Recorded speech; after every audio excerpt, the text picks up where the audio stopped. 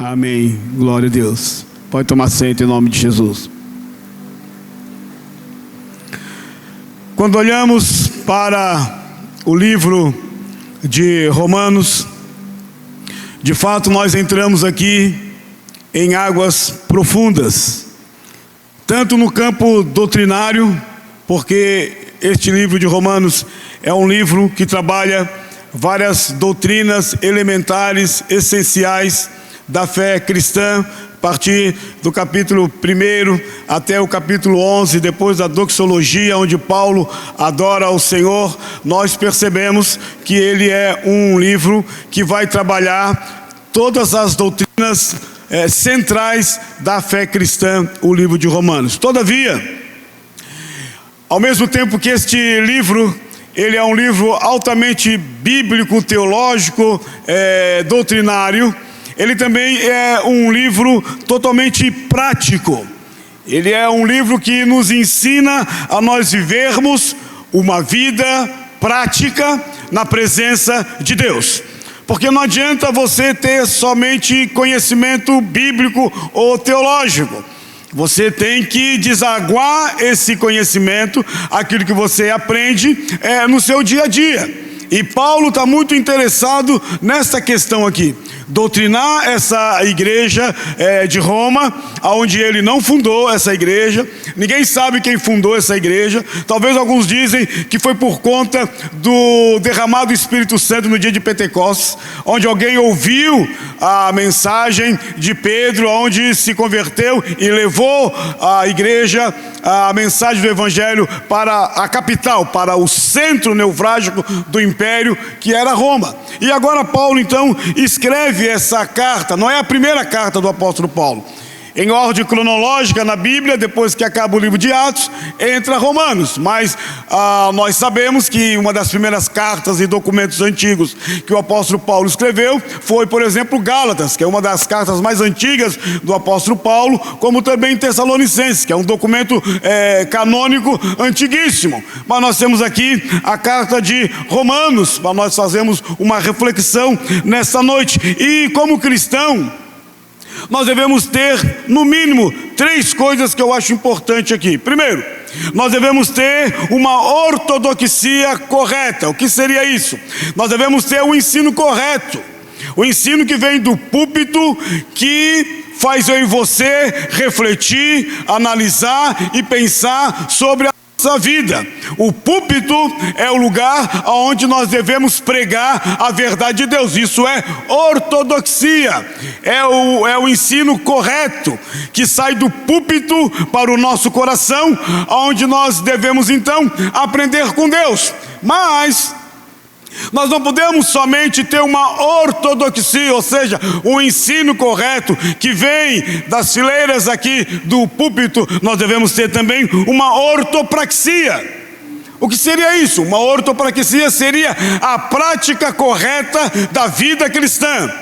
Quando eu ouço a palavra de Deus aqui no domingo, quando acaba aqui com a bênção final, quando eu vou para minha casa e amanhã essa igreja é distribuída em vários lugares aqui dessa cidade, você vai trabalhar, você vai estudar, você vai fazer tantas coisas. É lá na arena da vida que você vai colocar em prática. Por isso, ortopraxia. Você vai colocar em prática aquilo que você aprendeu da parte de Deus. Não adianta somente você ter conhecimento bíblico e você fazer tudo ao contrário que a Bíblia está nos ensinando. Por isso a ortodoxia, o ensino correto, ele é importante. A ortopraxia, a prática do ensino que eu aprendi na igreja e na Bíblia, deve ser uma marca do cristão. Eu devo ser sal da terra, que Jesus fala. Eu devo ser luz do mundo, aonde quer que eu esteja. A minha vida deve ser uma prática que exalte e glorifique o nome de Deus. Como hoje na parte da manhã aqui eu falei para as pessoas que vão descer as águas do batismo e também para as pessoas que estão pedindo filiação à nossa igreja, que uma das marcas distintivas da reforma protestante foi justamente só lhe deu glória. que eu glorifico a Deus com a minha boca, com o meu pensamento, com tudo aquilo que eu faço, onde as pessoas vão olhar para mim e vão saber que eu sou um servo de Deus, não pelo acúmulo de conhecimento que eu tenho, mas pela prática do conhecimento de Deus que eu tenho lá na vida. Então, a ortodoxia é muito importante. Paulo vai trabalhar isso a partir do capítulo 2 de Romanos e vai trabalhar toda essa questão da justificação, da santificação, a importância do Espírito Santo. Está tudo isso embutido no livro de Romanos, mas ele vai nos chamar agora, a partir do capítulo 12, para uma vida prática, para a ortopraxia. E não só a ortopraxia, mas nós temos que ter também ortopatia. O que é isso? Sentimentos claros e corretos diante de Deus. Por exemplo, você chegou aqui na igreja. Eu e você somos uma bomba de emoções que Deus nos criou, com alegria, com sentimentos. Nós não somos somente uma massa humana. Eu e você somos pessoas que também temos um coração.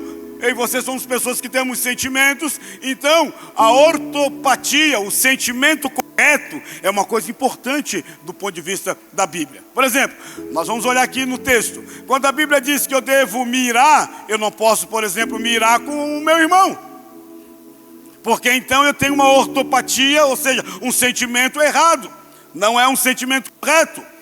Eu tenho que mirar com este mundo tenebroso, eu tenho que mirar com as obras satânicas que estão sobre este mundo, e aí eu vou ter um sentimento correto. Então, a ortodoxia, o ensinamento claro da doutrina, do ensino na Bíblia, é uma coisa importante para nós.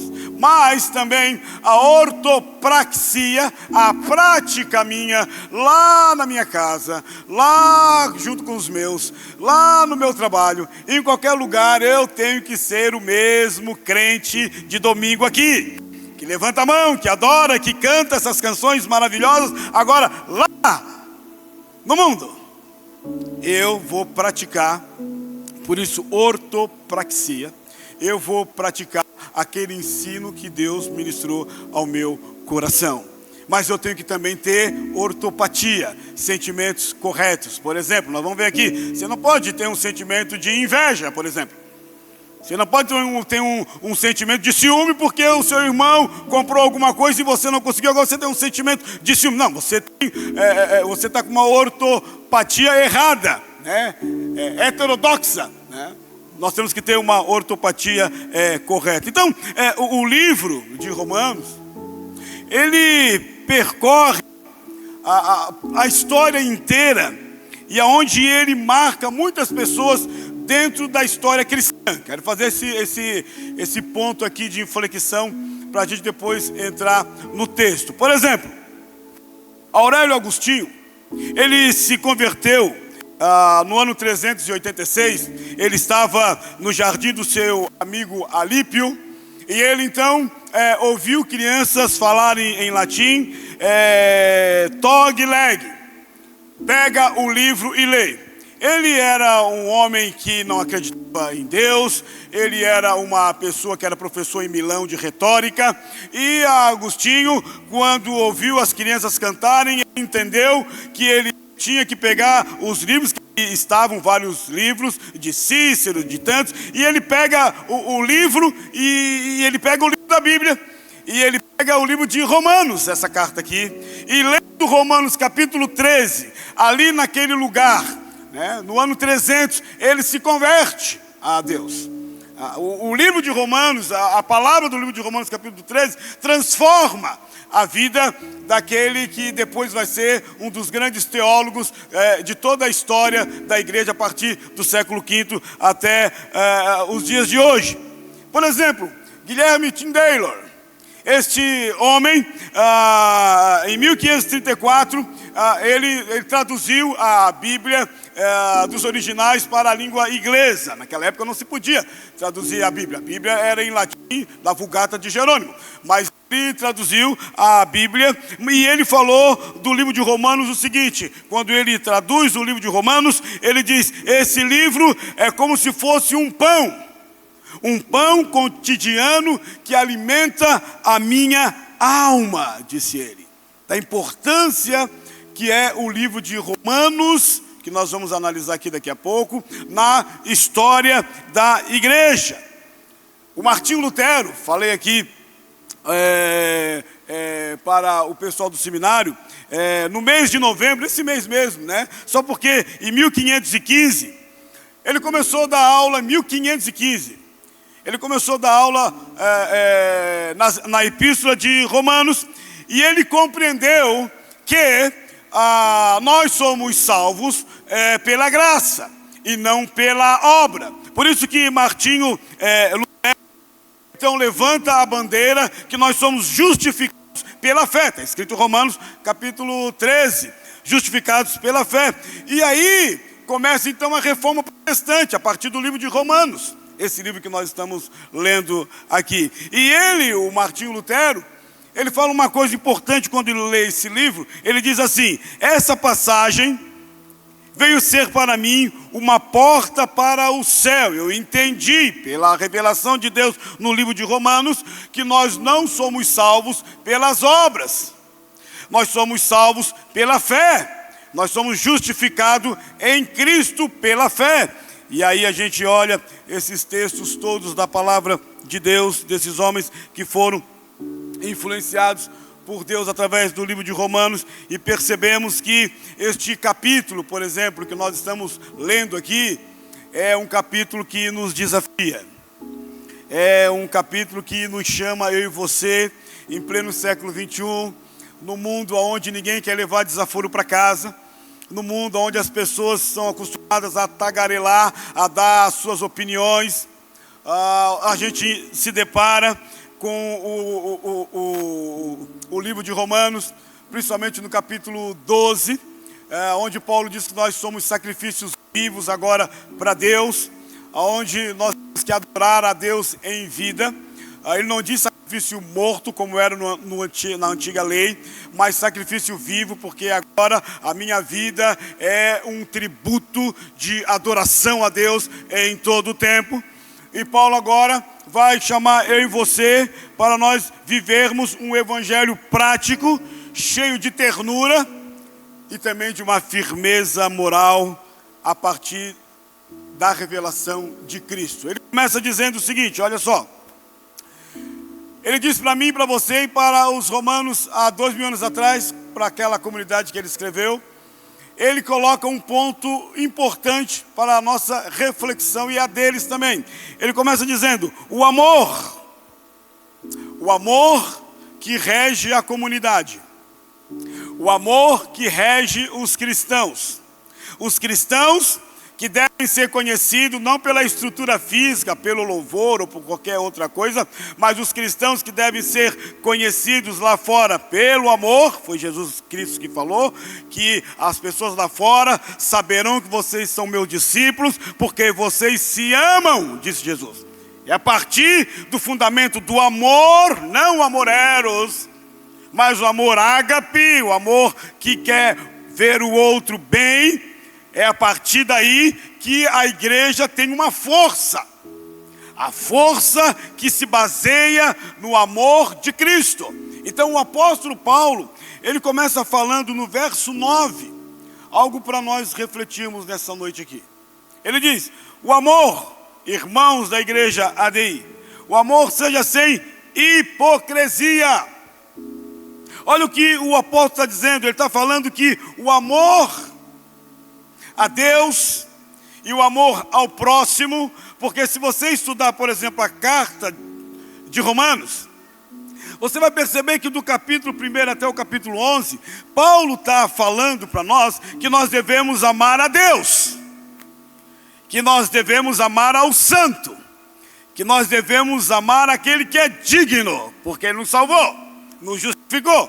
Todavia, há uma mudança de rota aqui agora.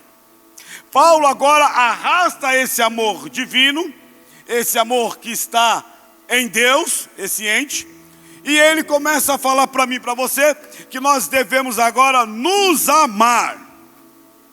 Amar a Deus é uma coisa maravilhosa, porque eu amo a Deus que eu não estou vendo, eu confio nesse Deus que a Bíblia me revela. Então amar a Deus, qualquer pessoa diz, bem, eu amo a Deus. Todavia, o amor a Deus, ele deve ser desaguado, ele deve ser mergulhado, não só no aspecto pirandal, onde eu amo a Deus, e se eu não amar o próximo, então o evangelho da Bíblia, ou seja, a carta de João, 1 João está dizendo, se você diz para mim que você ama a Deus, mas você não ama o seu irmão, está escrito na Bíblia, ele vai chegar numa definição, numa síntese, vai dizer que nós somos mentirosos. Porque como é que você ama a Deus que não vê, e você não ama o seu irmão que você vê? Então Paulo vai tocar num ponto para a igreja evangélica no Brasil, para a igreja do século 21, para a igreja que tem tantas atividades, tem tantas coisas que estão em volta dela, para essa igreja que perdeu o rumo da pregação e da doutrina e do ensinamento, é uma igreja muito almática, muito sentimentalista e que precisa colocar os pés no chão para que o mundo lá fora possa perceber em mim e em você que nós somos discípulos de Jesus e que o nosso amor, ele não é platônico. Ele não é um amor que cai no meu coração e eu sou guiado por sentimentalismo. Não é nada disso. O amor, ele é prático. O amor, ele é direcional. Por isso que Paulo diz aqui, o amor seja sem hipocrisia.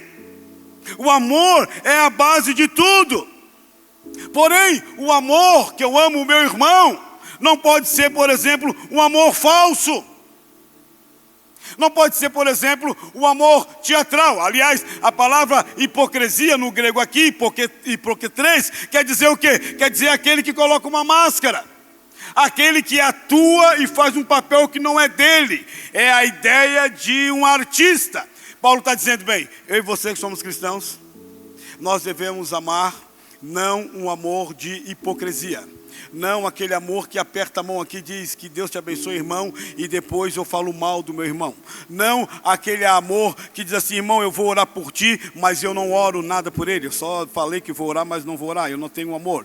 Aquele amor que diz que vê o irmão que está passando necessidade e eu digo, irmão, que Deus te abençoe, mas eu não coloco, não tiro do bolso o dinheiro e abençoo a vida dele. O Paulo está falando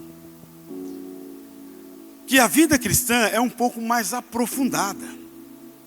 Que a vida cristã é muito mais do que louvor, do que adoração, do que você colocar o seu perfume, arrumar o seu cabelo, colocar o seu salto alto, as irmãs aqui, os irmãos também, e virem à igreja, sentar nesse banco, adorar a Deus, exaltar o Senhor. Acaba o culto daqui a 1h e pouco, você pega o seu carro, vai para a sua casa e a sua vida continua a mesma. Entra segunda-feira, entra terça-feira, entra quarta, quinta e sexta, e a vida vai se desenrolando assim mesmo, e você não vai sinalizando o reino de Deus para ninguém. O apóstolo Paulo está dizendo, bem, o amor cristão, ele é diferente.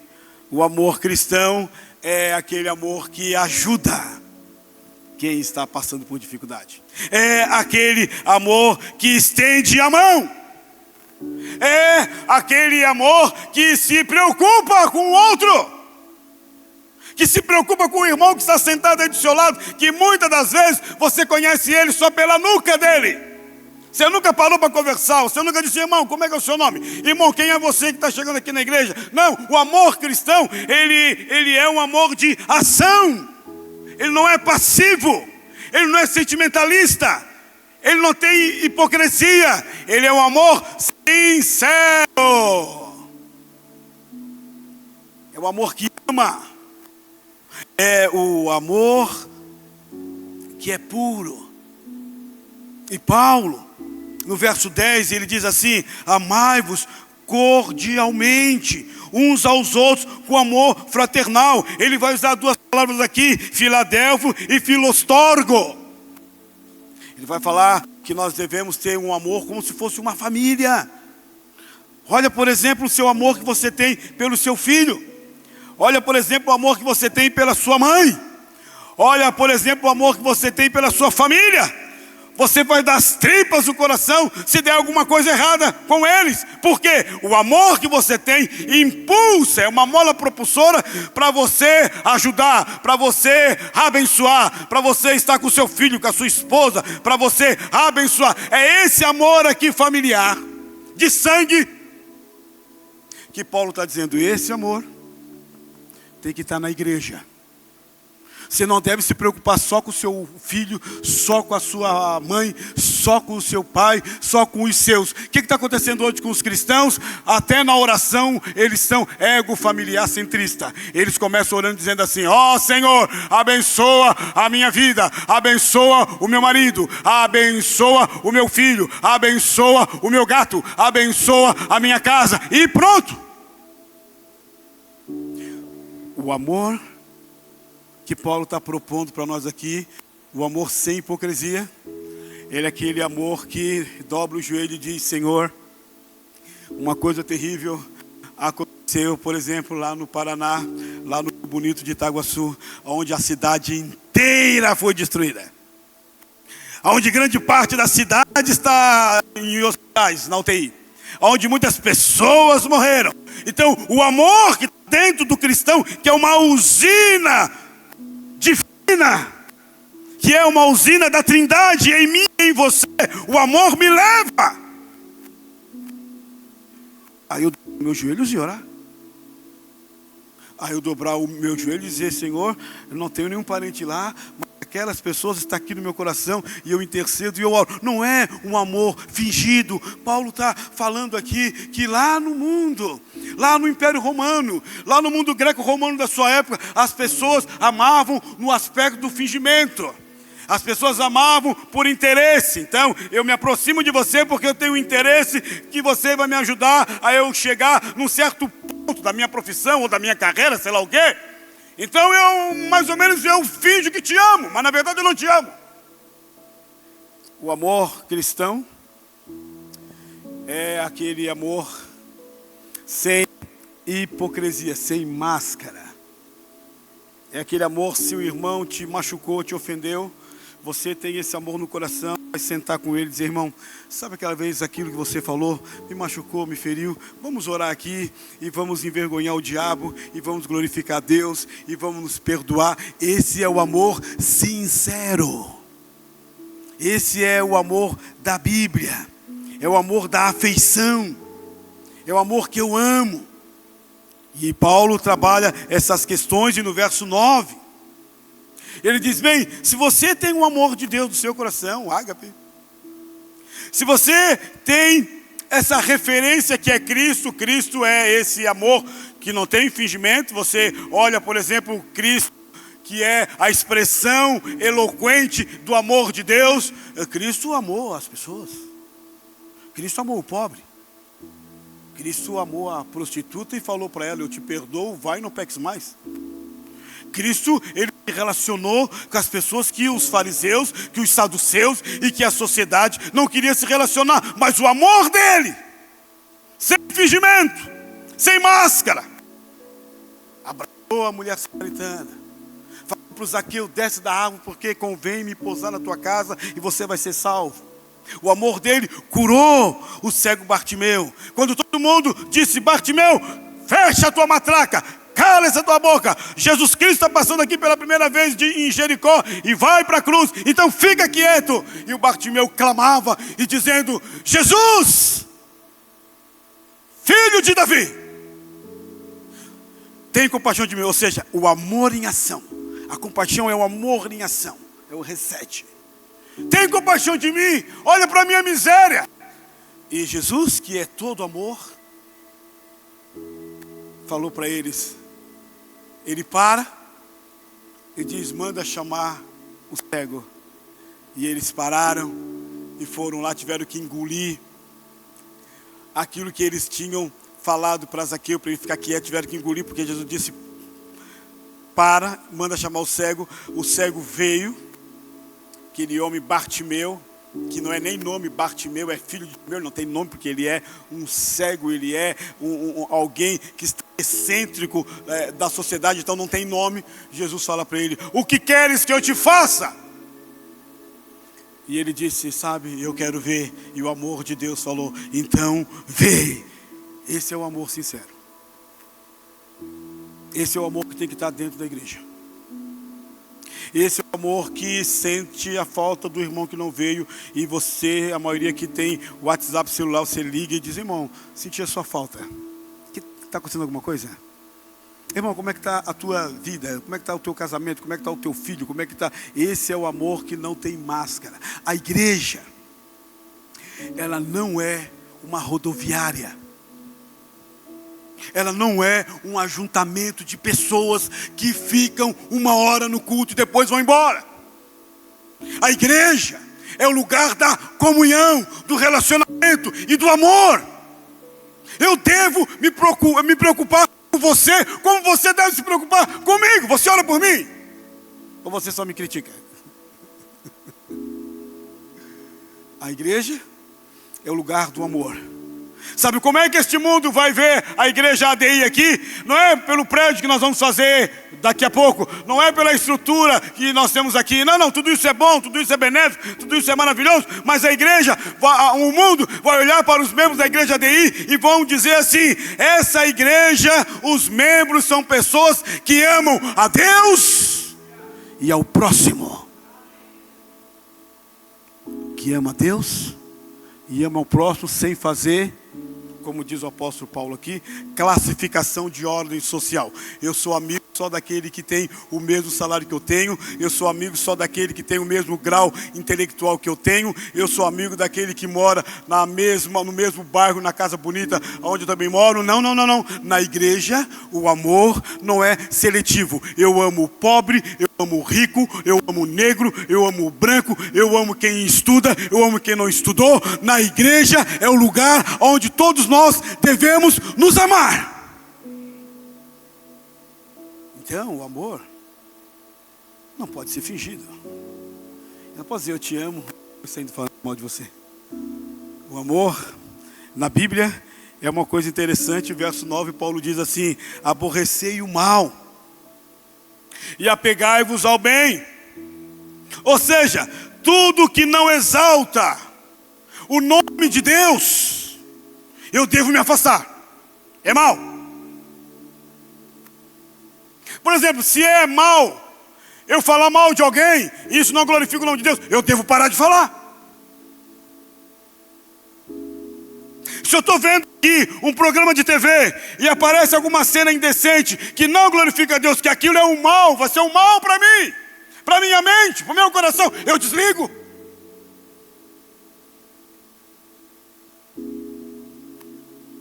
A recomendação paulina, bíblica, canônica aqui, é muito clara, é muito prática. Ela está dizendo, aborrecei o mal.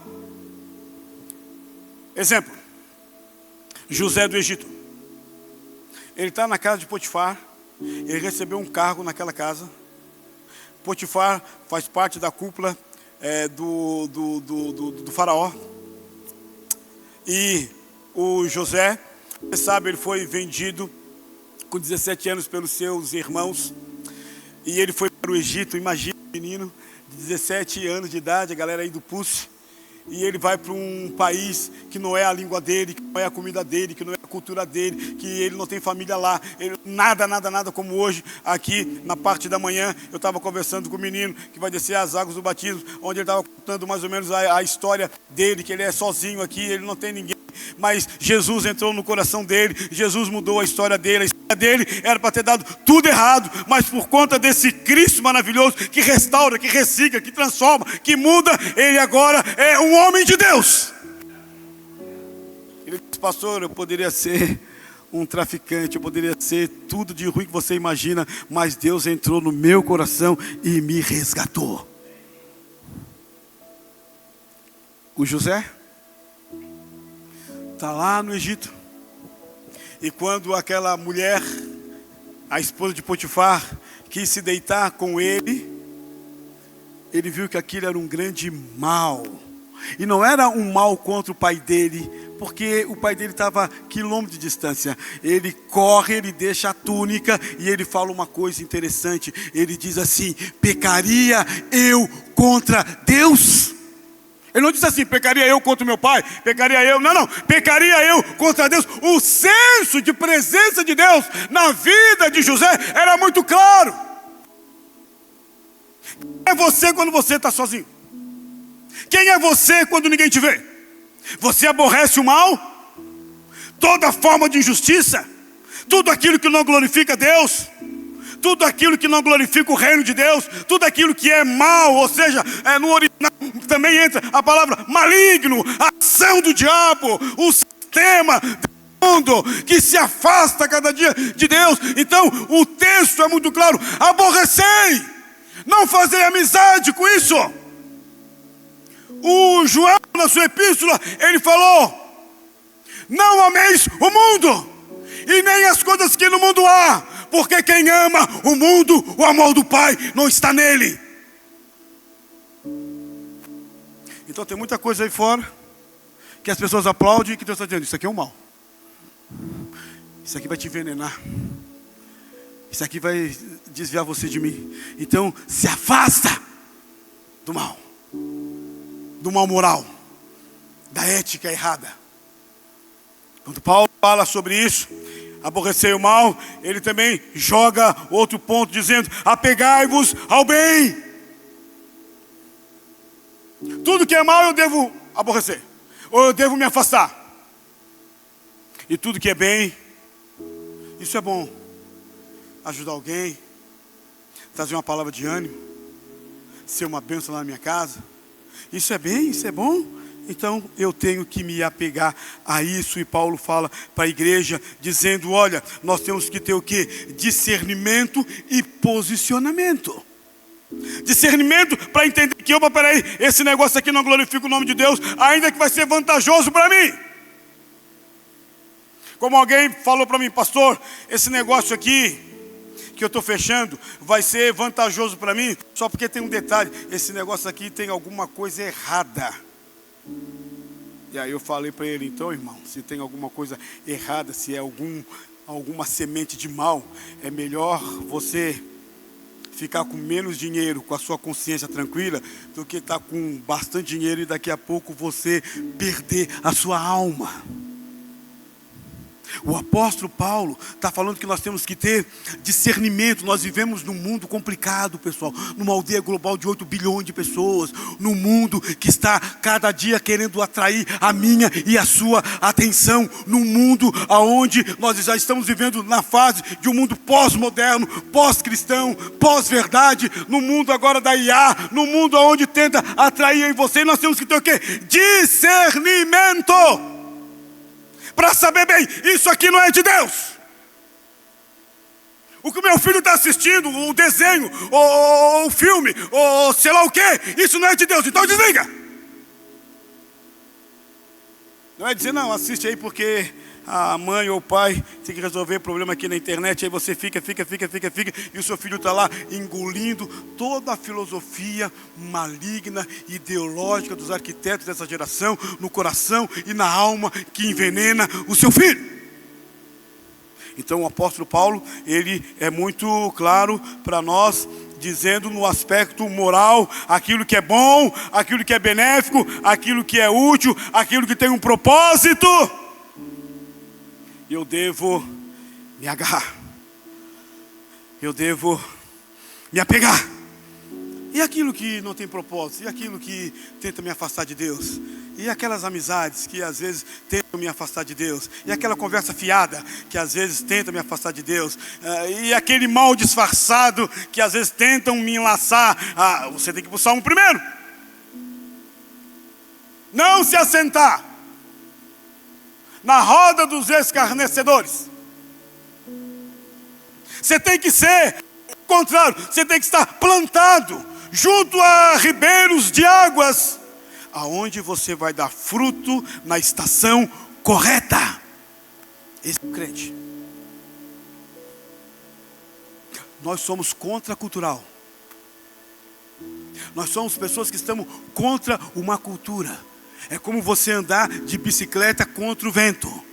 Nós estamos assim, nós somos contracultural. A cultura diz que isso pode, que isso é benéfico, que isso é bom, que isso não tem problema, que não sei o que isso aí, a religião está mofada. E aí o cristianismo vem dizendo, não, isso aqui tem problema, isso aqui é dificultoso. Você não deve ouvir e obedecer os arquitetos dessa geração. Você e eu devemos ouvir a palavra de Deus. E tem um monte de crente confuso. Ele disse, será que isso aqui é mal, pastor? Falei, mas você não lê a Bíblia? Você não está vendo que isso aqui é mal? Será que isso aqui é bem, é bom? Você não lê a Bíblia? Você não está vendo que isso aqui é bom do ponto de vista de Deus? Porque aquilo que é bom para Deus, às vezes não é bom para o mundo. E aquilo que é mal para Deus, para o mundo é bom. É só você ler, a gente não tem tempo. Lê, por exemplo, Isaías capítulo 5. Então Paulo está falando uma coisa aqui muito interessante para nós, dizendo, igreja, ADI, tudo que é mal, que você entende, que não passa no filtro da Bíblia, você aborrece lá na sua casa, lá no seu trabalho. Aquele bonitão que conta uma história lá para você e diga, como você está bonita hoje, você é uma mulher casada, você sabe que aquilo ali é uma raiz de mal, você já corta na hora. Ou você que é um homem bonito como eu e também recebe um elogio desse, negrão bonito, não sei o que, já corta na hora, é o mal. Como você está bonito, o seu cabelo, não sei o que, e tal, Sansão, tu é tão forte, que braço musculoso, tu faz academia, o pastor Carlos faz, Sansão, tu é todo saradinho, Sansão, fala para mim aqui, Sansão, onde é que está a tua força? E o Sansão começou a mentir para ela, minha força é aqui. E aí ela grita, os filisteus vêm contra ti, Sansão. E o Sansão sai e ele desbarata os filisteus. Aí a Dalila vem, Sansãozinho, tu mentiu para mim, meu amor, meu cheiro. Onde é que está a tua força? E ele sabia que aquilo era o mal, ele não poderia se relacionar com uma mulher pagã. Ele não poderia se relacionar porque ele era um nazireu, ele era um juiz. Um escolhido de Deus. Foi educado assim desde criança. Mas ele olhou para aquela mulher, se apaixonou por ela. E por conta disso, você sabe o mal que aconteceu com Sansão. Porque a Bíblia diz que ele descobriu o coração dele. E ele falou, dali a minha força está no cabelo. E ela foi lá e chamou os filisteus. Não foi ela que cortou o cabelo dele. Ela fez ele dormir no colo. E chamou os homens da Filistia. E eles foram lá e cortaram o cabelo de Sansão, quebrando o voto. Não é que a força estava no cabelo, a força estava no voto dele com Deus. Ele desobedeceu. E quando ela grita dizendo assim, Sansão, os filisteus vêm contra ti, o Sansão saiu, só porque o mal ele já tinha engolido. E a primeira coisa que os filisteus faz, como o diabo faz também hoje, quando a gente prefere o mal, quando a gente prefere se afastar de Deus, quando a gente acha que esse mundo é mais esperto do que Deus, a primeira coisa que ele fez foi cegar Sansão, ele ficou cego. Como um monte de crente às vezes está cego, ele está na igreja, mas ele não vê o poder de Deus, a manifestação de Deus, a glória de Deus, ele está cego espiritualmente. Eles fizeram Sansão descer, eles fizeram Sansão rodar aquela moelha, ele se transformou num escravo. Por quê? Porque ele não foi como José. O José, ele aborreceu o mal e ele se apegou ao bem. Tudo que José botava a mão lá na prisão, tudo que ele botava a mão, a Bíblia diz que Deus abençoava, prosperava. Não é em vão que ele se transformou no governador do Egito. E Paulo está aqui nos advertindo, dizendo que nós devemos ter esse discernimento e esse posicionamento. Não basta só você discernir, isso aqui é um mal. Você tem que se posicionar. Isso aqui na minha casa não entra. Esse tipo de palavra aqui na minha casa não pode ser falado. Se lembra do Dr. Russell Shedd, quando ele esteve aqui na nossa igreja? O Dr. Shedd falou aqui na nossa igreja, já um senhor, Shedd na época, 80 e poucos anos já, ele disse, quando a gente era pequenininho, o nosso pai, que era missionário também, chamou todos os filhos e falou, aqui nessa casa, não se fala palavrão, não desonra pai e mãe, isso, aquilo, aquilo outro. Porque se isso acontecer, aqui está o chicote. Ele botou o chicote no beiral da casa. aqui está o chicote. O dia que você fazer isso aqui, nós vamos pegar o chicote. Hoje a psicologia moderna diz que não pode bater, não quero entrar nesse detalhe. Mas há 80 anos atrás, podia, na minha época também podia, e está todo mundo aqui feliz e alegre. Tá, vamos lá. Ele colocou ali. Dr. Shedd falou que nunca o pai dele precisou pegar a vara para bater neles, porque eles entenderam que honrar pai e mãe, que não falar palavrão e que viver uma vida decente, isso é se agarrar ao bem. Agora, o apóstolo Paulo toca em outro ponto, no verso 10. Ele diz assim, olha só, presta atenção. Ele diz que eu e você, preferindo-vos em honra uns aos outros. Ele toca num ponto aqui que ele tocou também lá em Filipenses. Ele diz que nós devemos honrar as pessoas, né? Fazer de outro superiores a nós, diz o apóstolo Paulo. Mas aqui em Romanos, ele toca num ponto onde a Bíblia também toca em todo ponto. Ele diz que nós devemos honrar uns aos outros. A Bíblia, ela nos ensina que nós devemos primeiro honrar pai e mãe, honrar autoridades e também honrar as pessoas. Por quê? Porque todas as pessoas foram criadas à imagem e semelhança de Deus, e logo eu e você devemos honrar. O que é honrar? É reconhecer o valor, é estimar, é dar dignidade. O mundo aí fora honra quem tem um prospecto alto de dinheiro, ou porque ele conseguiu fama, ou porque não sei o que, ou aquilo outro. Então todo mundo, a pessoa chega aqui, todo mundo, oh meu Deus do céu, está aqui, tá. A Bíblia convida eu e você para nós honrarmos, desde a pessoa mais simples que está aqui nessa igreja. Eu devo honrar o irmão simples, eu devo honrar todas as pessoas. Nós vivemos hoje uma crise de honra. Não é à toa que a nossa sociedade está nesse atoleiro. Ninguém respeita, ninguém honra mais ninguém. A gente é muito hábil em falar, a gente é muito hábil em criticar, a gente é muito hábil em dar a nossa opinião, a gente é muito hábil no aspecto ideológico.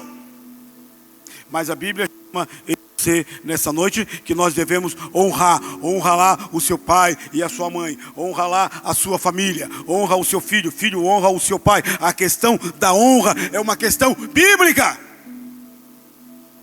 Aliás, os sociólogos dizem que a nossa geração está assim por conta da quebra da honra. Ninguém honra mais ninguém. Se a pessoa está no ônibus e uma senhora de 80 anos e o jovem sentou, ele não vai se levantar para aquela senhorinha sentar, não. Por quê? Porque ele não honra, ele não aprendeu a honrar.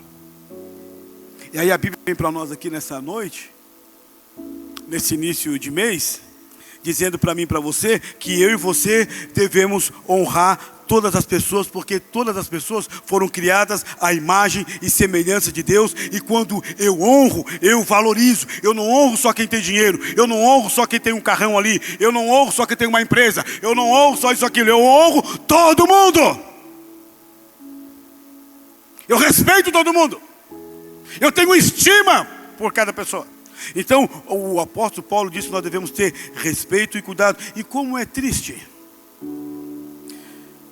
uma geração que perdeu o caminho da honra, onde o desrespeito tem reinado, e às vezes até dentro da igreja.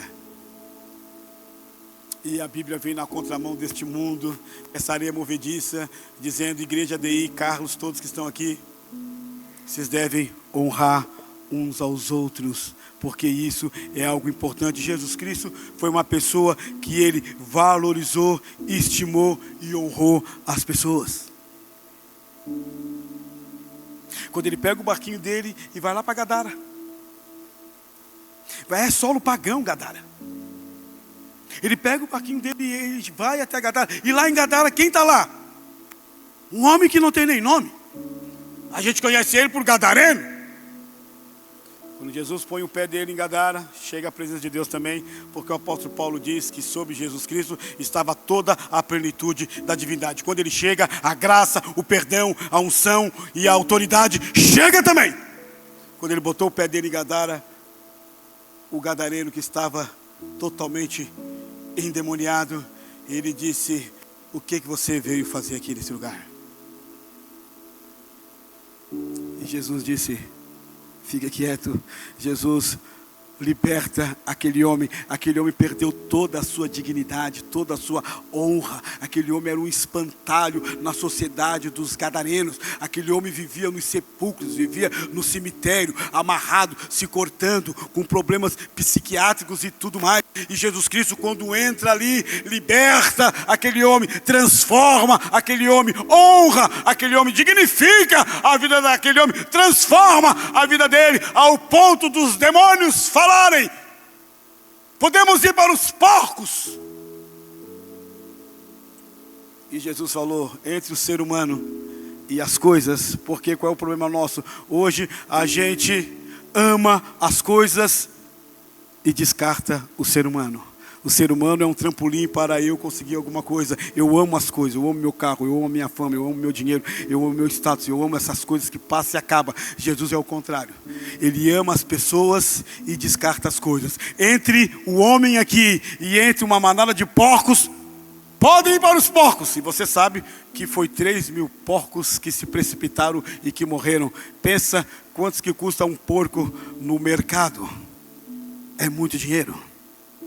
Jesus não quis nem saber. Aquele homem foi liberto, foi honrado, foi transformado, foi mudado pelo poder de Cristo. Quando os gadarenos chegaram e viram que tiveram um prejuízo danado, eles falaram para Jesus: nós não te queremos aqui. Você é persona não grata aqui neste lugar. E o gadareno, que foi liberto, que estava restaurado, que estava transformado, que o Espírito entrou nele, que a transformação de Deus entrou nele, ele disse: mas Jesus, eu sei o que o Senhor fez na minha vida. Se ninguém te quer, eu te quero. Se ninguém quer te adorar, eu quero te adorar. Se ninguém quer te honrar, eu quero te honrar. Eu quero ir contigo. Aí Jesus falou para ele: não. Interessante, porque tem partes na Bíblia, por isso que a Bíblia é um cânon. Tem parte na Bíblia que Jesus fala assim: se você não deixar pai, mãe, você não é digno de ser meu discípulo. Agora com o gadareno ele não falou isso.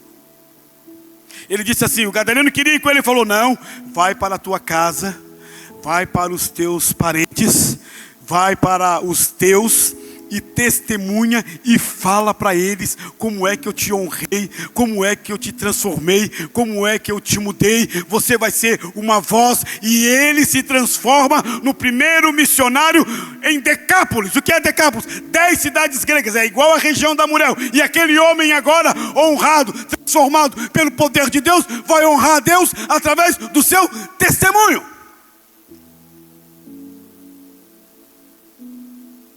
O texto fala para nós que nós devemos honrar as pessoas. Se você não honra, você está em pecado. Você deve honrar o seu pai, a sua mãe, a criança, o idoso, o mais velho. Honra é que sumiu da estrutura nevrálgica desse tecido apodrecido da igreja evangélica hoje no Brasil. E Paulo fala no verso 11: no zelo não sejais remissos. Você é zeloso, você zela pelas coisas de Deus. Então seja uma pessoa que tenha um coração espiritual para abençoar, para ajudar. Seja zelosa pelas coisas de Deus. Chegou aqui no domingo, dobra os seus joelhos, ora a Deus, pede para Deus que esse culto seja um culto abençoado, seja um culto onde pessoas sejam libertas, seja um culto onde pessoas sejam transformadas. Não entra aqui simplesmente por entrar, senta aqui e agora começa um culto. Ninguém veio aqui para assistir um culto, ninguém assiste um culto. Nós prestamos um culto a Deus. Isso só faz quem tem um coração de zelo. Por isso que Paulo diz: no zelo não sejais remisso, ou seja, devagar. Seja uma pessoa rápida. Acabou o culto hoje, como eu brinquei, eu acho que foi segunda-feira. Falei: irmãos, dê os seus 5 primeiros minutos para quem está chegando na igreja. Você que é crente aqui, que já está há tempo na igreja, tem mais tempo de banco do que urubu de voo. Os seus primeiros 5 minutos, quando acabar o culto, não fica lá na sua panelinha que você fica a semana inteira ali com ela. Procura uma pessoa que pela primeira vez chegou aqui na igreja e se apresenta lá: como é que é o seu nome? É a primeira vez que você vê? Zelo, o apóstolo Paulo está falando. zelo, ele disse, não sejais remissos. E ele fala assim, ó, sede fervorosos no Espírito. Uma igreja que vai fazer diferença na sociedade, um crente que vai fazer diferença lá fora, é um crente que está em chamas, encandecido, cheio do Espírito Santo, cheio de Deus. Por isso que Paulo diz, sede fervorosos no Espírito. Você sabe que Deus julgou a igreja de Laodiceia, está lá em Apocalipse, por quê? Porque eles não eram fervorosos. Era uma igreja que estava em cima do muro, não é quente e nem frio, eles eram mornos, apáticos. Não tem pior coisa para um crente do que ele chegar aqui no culto e ele ser uma pessoa apática. O louvor está se desenrolando, a pregação está sendo pregada, as crianças estão indo para a escola bíblica dominical, Deus está restaurando e salvando e ele está lá.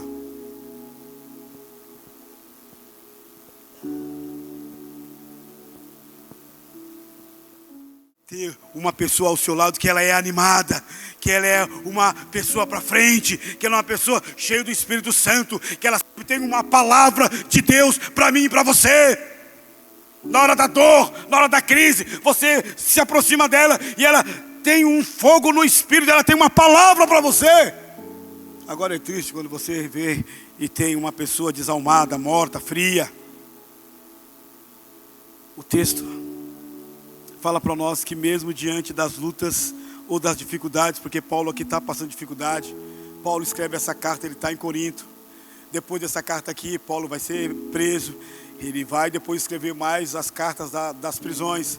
Depois Paulo vai ser sentenciado, mas o Espírito que está em Paulo, e se o exegeta Granfield estiver certo, ele diz que aqui é o fogo que o Espírito de Deus dá e acende o coração dos crentes.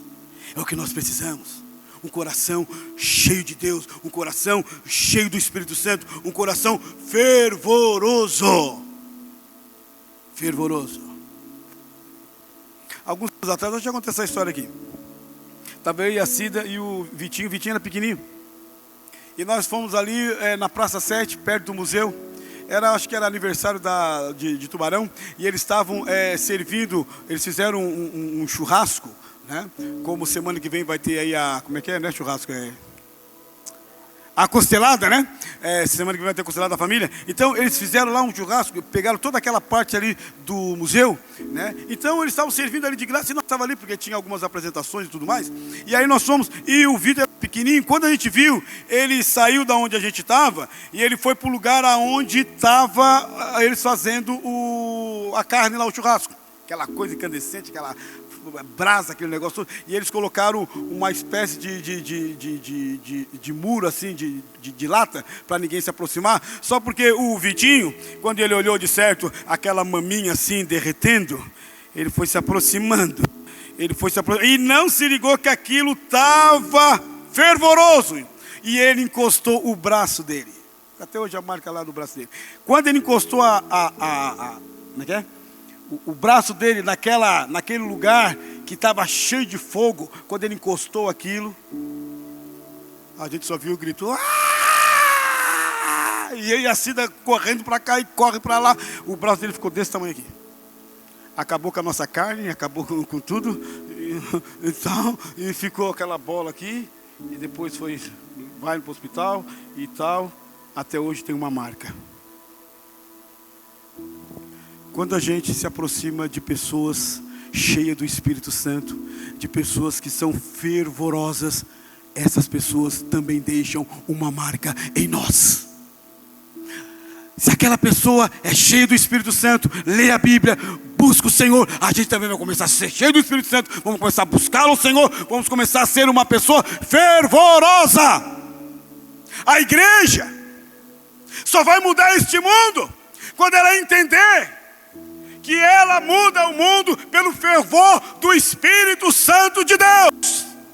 Quando nós abrimos e damos total liberdade para que o Espírito Santo de Deus queime o meu e o seu coração. É por isso que Paulo falou: irmão, levanta a sua cabeça. Você é mais do que vencedor, estou falando para você. Você está passando por luta, dificuldade? Que bom! Porque você tem a grande possibilidade de ver a vitória de Deus na sua vida. Sede fervorosos no Espírito, servindo ao Senhor. Que maravilha! Em pleno século 21, Deus chamando eu e você para servir Ele. Nos diversos ministérios que Deus tem para dar para mim e para você, servir ao Senhor. Quantos homens de Deus, quantos servos de Deus, quantas mulheres de Deus serviram ao Senhor ao longo desses 2000 anos de cristianismo. Serviu ao Senhor com seus dons, aqui na igreja, na escolinha, aqui a nossa irmã Priscila que está ali servindo ao Senhor em Libras, servir ao Senhor nos diversos ministérios. Paulo está falando aqui, a grande oportunidade é agora de nós servirmos ao Senhor. É a oportunidade de servir ao Senhor. E eu estava analisando essa palavra, servir ao Senhor, e Senhor aqui, no original, Curios, mas também a palavra serve para Kairos. Então eu posso servir ao Senhor, Kairos é tempo, no tempo que Deus me colocou aqui, hoje. Eu posso servir ao Senhor agora. Eu posso servir ao Senhor nessa oportunidade que Ele está me dando. E Paulo está dizendo servir ao Senhor. Não tem coisa mais linda do que ver homens e mulheres cheios do Espírito Santo servindo a Deus nessa geração, colocando os seus dons, os seus talentos para que o nome de Deus seja glorificado e exaltado. Como ontem nós tivemos aqui com o Romário Scassônia, que maravilha, se vocês vissem aqui, essa igreja agora está tudo certinha, né? Mas aqui estava cheio de coisa, cama elástica aqui, não se escandaliza, tá, irmão? Não se escandaliza. Era aqui não sei o que, era ali, era lá, era um monte de coisa, e as criançadas tudo aqui, e aquele negócio maravilhoso, aquelas crianças ali, ensinando a Bíblia para eles, eles pulando, eles fazendo isso, e os irmãos, os monitores do Atalaia, servindo ao Senhor aqui, cuidando ali, você estava lá na sua casa, o seu filho estava aqui aprendendo de Deus, mas também como criança, nós vamos tratar eles como adultos. Tinha o que tinha aqui mesmo? Tinha cama elástica, tinha o que? Aquele negócio de dar assim, ó, bum, na orelha, e um caía para cá, e outro, bum, na outra orelha, e outro caía para lá, e dizia, oh, bênção de Deus, e bem quando eu cheguei, ai, Jesus amado, tem que ter a paciência, eu cheguei, e eu estava ali conversando, foi com a Terezinha, estaria a Terezinha aqui, me ajuda a mentir, a esposa do Delei, eu cheguei, Terezinha, como é que está aqui, e como é que, o menino veio e deu um chute, aquela hora, bum, mas a bola já pegou bem aqui, pum, eu assim, oh, eu falei, oh, glória, ele, ô tio, machucou, eu falei, glória a Deus, não, mas machucou, ficou assim, eu até saí para tomar um Guaraná, se eu tomar um Guaraná, porque Deus é bom, ô Senhor amado, eu falei, graças a Deus, não quebrou o óculos, pegou só na muleira aqui, está tudo certo, louvado seja o Senhor. Bênção, servir ao Senhor. Agora quando a gente construir esse prédio aqui, vai ter muita coisa para você servir ao Senhor aqui nesse lugar. Eu já conversei aqui com os médicos, com os dentistas, com os psicólogos, com o pessoal de nutrição, com o pessoal técnico. Já falei, ó, você tem que colocar aquilo que Deus deu para você a serviço daquelas pessoas que não têm condição de pagar uma consulta, não têm condição de pagar uma nutricionista, um psicólogo, não sei o quê, um dentista. Já falei com todos aqui e graças a Deus todos falaram, pode contar comigo, eu quero servir na minha profissão. Não, você deveria aplaudir. É verdade. Aplauda mais forte esses profissionais, esses irmãos que vão abençoar as pessoas que não têm condições de ir para uma Provida, de ir para a Socimed, que o único plano que ela tem é o plano da salvação, como eu tenho, ou da vida cotidiana. Então agora ela vai poder vir aqui ser abençoado. E eu encerro dizendo, regozijai-vos na esperança, irmão, na esperança. A esperança é a volta de Cristo. A esperança é saber que Cristo está conosco todo dia, na hora da dor, da luta, na dificuldade. Regozijai-vos, ou seja, se alegra nessa esperança. Sede paciente na tribulação. Você está passando por tribulação? Você está passando por muita dificuldade, sofrimento? Calma. No mundo vocês vão ter aflições, mas tem bom ânimo. Eu venci o mundo e você vai vencer. Tenha paciência. Paciência na tribulação.